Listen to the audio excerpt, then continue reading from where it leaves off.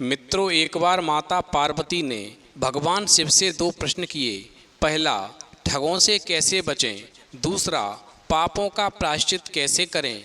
फिर माता पार्वती की बात को सुनकर के भगवान शिव कहने लगे, पार्वती, हर इंसान का जीवन चुनौतियों से भरा हुआ है, क्योंकि उसे छलने के लिए, ठगने के लिए पता नहीं किस रूप में कौन आ जाता है, और कुछ भोले भाले लोग ठग जाते हैं और बर्बाद हो जाते हैं। वहीं इस दौड़ धूप भरी दुनिया में इंसान से जाने अनजाने में पाप हो जाते हैं।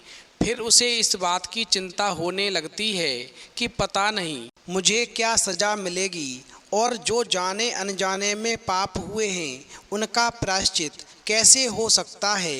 भगवान शिव कहते हैं, पार्वती, तुम्हारे दोनों ही प्रश्न बहुत ही महत्वपूर्ण हैं। जो इन प्रश्नों से प्राप्त ज्ञान को अपने जीवन में उतारता है, उसे कभी कोई भी ढोंगी ठग नहीं सकता, और यदि उससे जाने अनजाने में कोई पाप भी हो गया है तो उसका प्रायश्चित भी कर सकता है और अपने जीवन को बर्बाद होने से बचा सकता है। भगवान शिव कहते हैं, पार्वती, अब मैं तुम्हें तुम्हारे दोनों प्रश्नों का उत्तर एक छोटी सी कहानी के माध्यम से दूंगा। इस कहानी को पूरा और ध्यान से सुनो, क्योंकि आधी अधूरी कहानी सुनने से आधा अधूरा ही ज्ञान प्राप्त होता है, जो जीवन में कभी काम नहीं आता।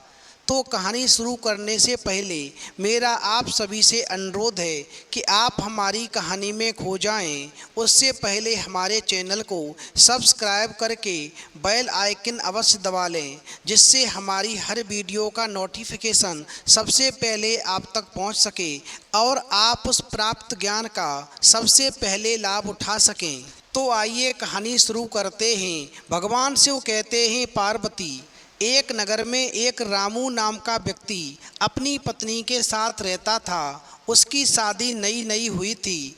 उधर रामू के घर में एक कबरी बिल्ली रहती थी, जो रामू के घर में सबसे ज़्यादा रामू की बहू से प्यार करती थी। वहीं यदि रामू की बहू घर में किसी से घृणा करती थी तो उस कबरी बिल्ली से करती थी।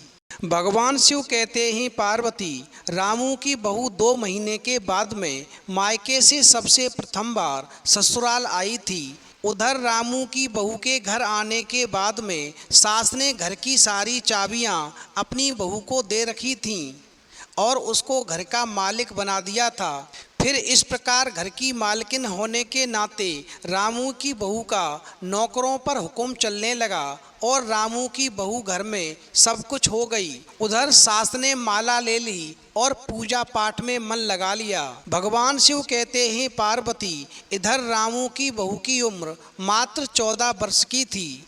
वो कभी भंडार घर को खुला छोड़ देती थी तो कभी भंडार घर में बैठे बैठे सो जाती थी, और कबरी बिल्ली को मौका मिल जाता था वो दूध घी पर आकर जुट जाती थी और सारा घी दूध पी कर के बराबर कर देती थी। रामू की बहू हांडी में घी रखते रखते परेशान हो गई। वो बहुत सारे उपाय करती थी, फिर भी कबरी बिल्ली से घी दूध को नहीं बचा पाती थी, और वो सारा घी दूध मौका मिलते ही वो कबरी बिल्ली साफ कर देती थी। फिर तो रामू की बहू ने तय कर लिया, या तो इस घर में मैं रहूंगी या फिर ये कबरी बिल्ली रहेगी। और फिर तो रामू की बहू ने उस बिल्ली का मोर्चा बंदी शुरू कर दिया। फिर इस प्रकार कबरी बिल्ली के हौसले बढ़ जाने से रामू की बहू को घर में रहना मुश्किल हो गया।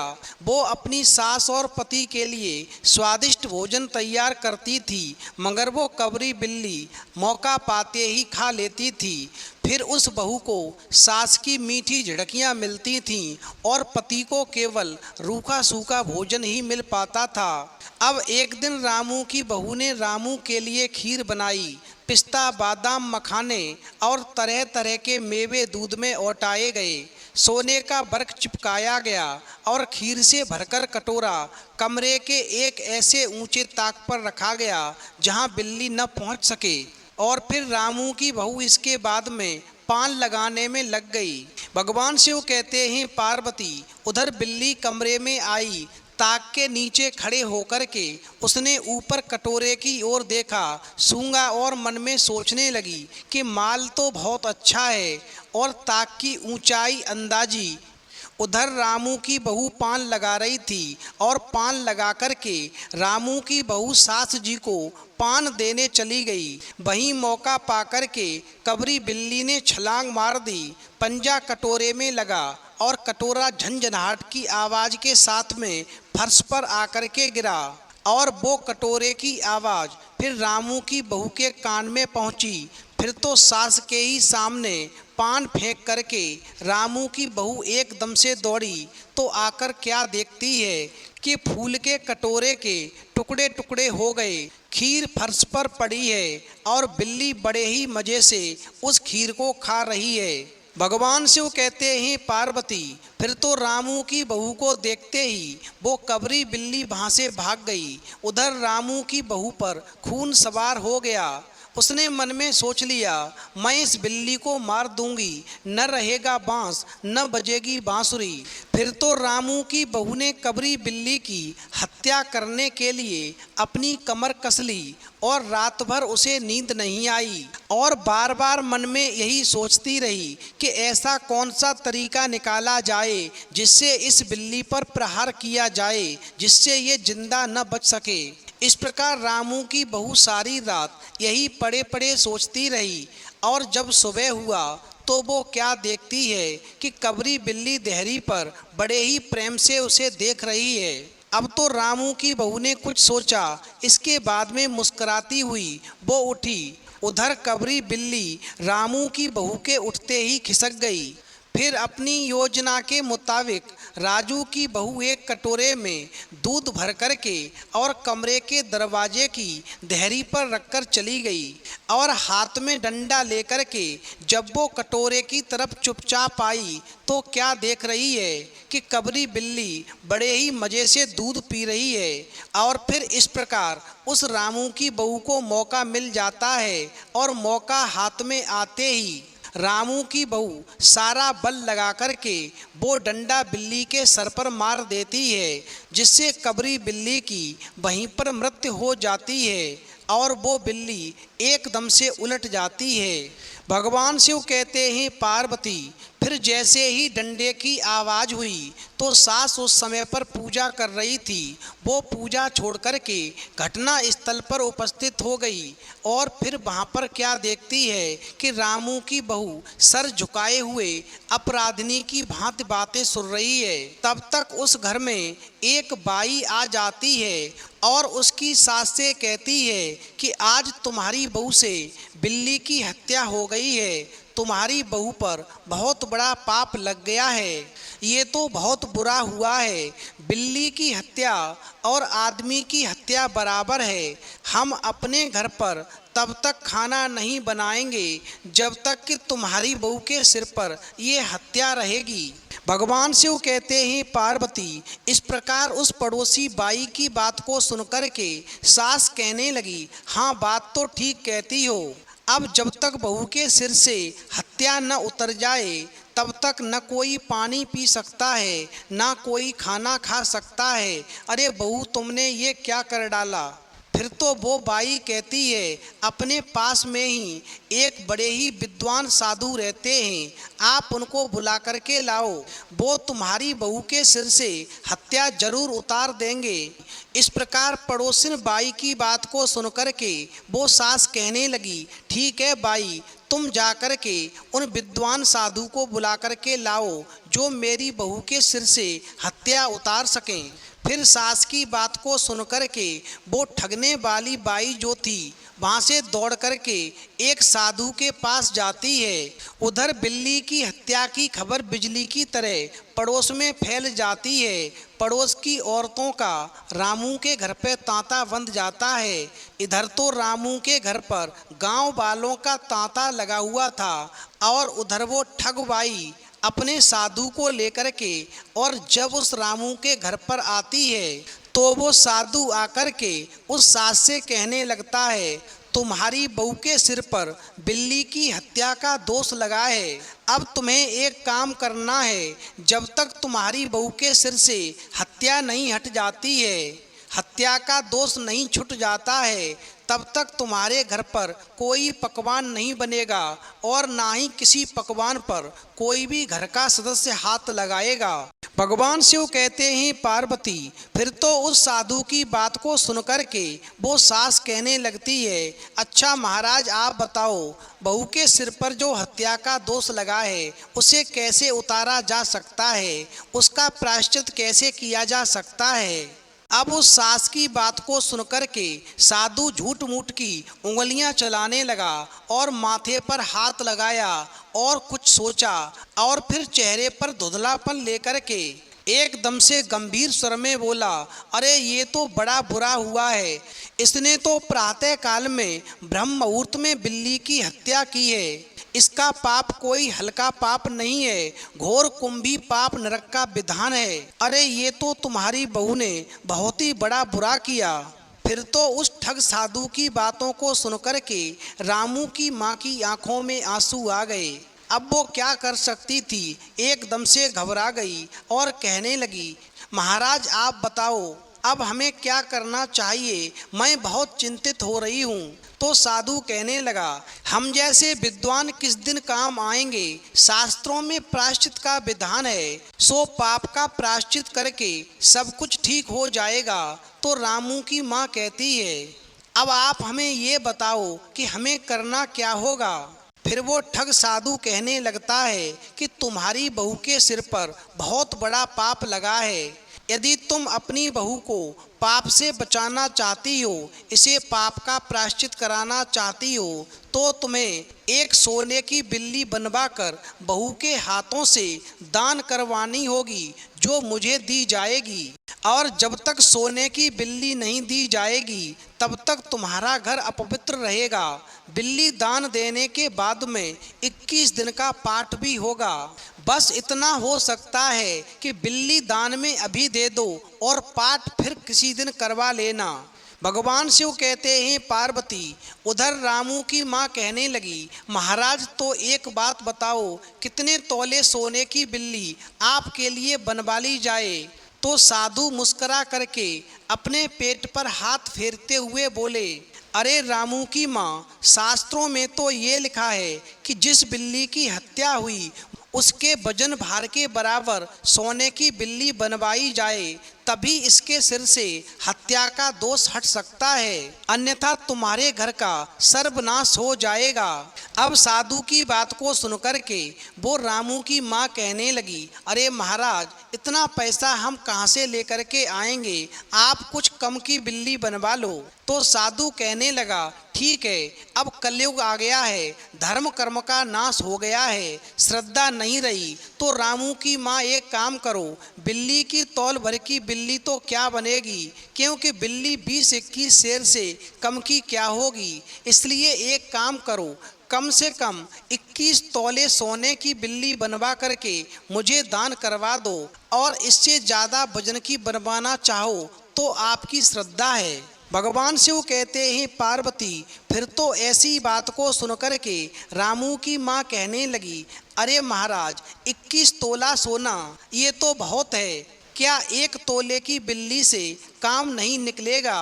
फिर तो रामू की माँ की बात को सुनकर के वो साधु मन ही मन में सोचने लगा कि औरतों को मूर्ख बनाना तो बहुत ही आसान है, चलो जो भी मिल जाए वही ले लो, यदि इसका पति यहाँ पर आ गया तो गजब हो जाएगा, क्योंकि वो बहुत ही चालाक है। फिर वो साधु कहता है, अरे रामू की माँ, तुम्हें लोभ बहुत बढ़ गया है, तुम्हारे सिर पर बहुत बड़ा पाप है, तुम्हारी बहू के सिर पर बहुत बड़ा पाप है, इतना लोभ करना ठीक नहीं है। यदि इतना लोभ करोगी तो तुम्हारे घर का सर्वनाश हो जाएगा। अब इस प्रकार साधु ने अंतिम बार अपनी बात कही और मन में सोचने लगा, या तो ये 21 तोले सोने की बिल्ली मुझे दान कर देगी, यदि नहीं मानेगी तो 1 तोले में ही काम चला लूँगा। भगवान शिव कहते हैं पार्वती, फिर तो साधु ने अंतिम बार जैसे ही कहा, यदि तुम 21 तोले सोने की बिल्ली मुझे दान नहीं करोगी तो मैं यहाँ से जाता हूँ। मैं तुम्हारी बहू के सिर से हत्या का दोष नहीं हटा सकता हूँ। फिर तो ऐसा सुनकर के वो रामू की माँ घबरा गई और उस साधु से कहने लगी, अरे महाराज आप चिंता मत करो, मैं अभी 21 तोले सोने की बिल्ली बनवाकर आपको देती हूँ। भगवान शिव कहते हैं पार्वती, फिर तो ढोंगी साधु ने पूरी तरह से उस घर की स्त्रियों को अपने जाल में फंसा लिया और 21 सोने तोले की बिल्ली बनवा करके स्वयं दान में ले ली। और फिर वहाँ से जाते जाते एक बात और कह गया कि आप हवन की सामग्री हमारे घर पर भिजवा देना, हम पूजा का सारा सामान आते ही तुम्हारी बहू के सिर से हत्या का दोष हटा देंगे। उस पूजा में जो कम से कम सामान होगा उसमें 10 मन गेहूँ, 1 मन चावल, 1 मन दाल और मन भर तिल, 5 मन जौ और 5 मन चना, 4 पसेरी घी और मन भर नमक भी लगेगा, मगर इससे कम मत भिजवाना, अन्यथा तुम्हारे घर का सर्वनाश हो जाएगा। ये सारा सामान जितना जल्दी हो सके मेरे घर पर भिजवा देना। जैसे ही सामान आएगा मैं अपनी पूजा पाठ शुरू कर दूंगा और तुम्हारी बहू के सिर से बिल्ली की हत्या का दोष हट जाएगा। फिर तुम अपने घर में पकवान बना सकोगे और दोष मुक्त हो जाओगे। भगवान शिव कहते हैं पार्वती, इस प्रकार वो साधु उस घर की सभी स्त्रियों को अपने जाल में फंसा करके 21 तोले सोने की बिल्ली लेकर के और सामान का पर्चा दे करके मुस्कराते हुए अपने घर को चला गया। फिर अगली सुबह होते ही रामू की माँ ने पूजा का सारा सामान भी पर्चे के अनुसार उस साधु के घर भिजवा दिया ताकि उसकी बहू दोष मुक्त हो सके। इस प्रकार उस ठगबाई और साधु ने दोनों ने मिलकर के रामू के घर को पूरी तरह से लूट लिया और आकर के मजे से उस धन का दुरुपयोग करने लगे। भगवान शिव कहते हैं पार्वती, तुम्हारा पहला प्रश्न था कि ठगों से कैसे बचें, तो समझ लो जिस प्रकार इस ढोंगी साधु ने सोने की बिल्ली लेकर के पाप कर्म खत्म करवाने का बहाना बनाया।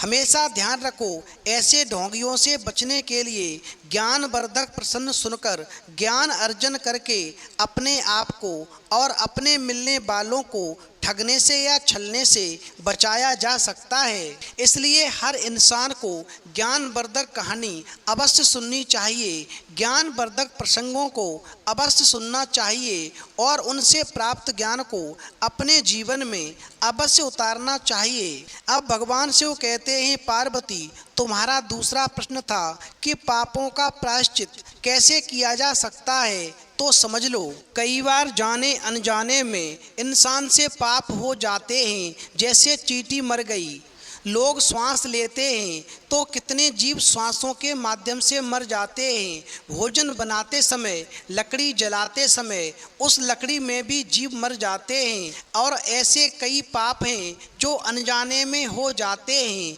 तो उस पाप से मुक्ति का बहुत ही अचूक उपाय है जो मैं तुम्हें बताता हूँ, इसे बहुत ही ध्यान से सुनो।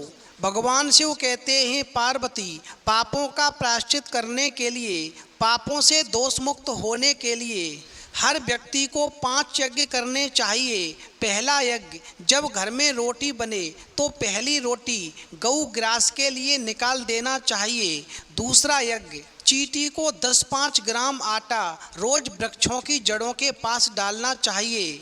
तीसरा यज्ञ, पक्षियों को अन्न रोज डालना चाहिए। चौथा यज्ञ, आटे की गोली बनाकर के रोज जलाशय में मछलियों को डालना चाहिए।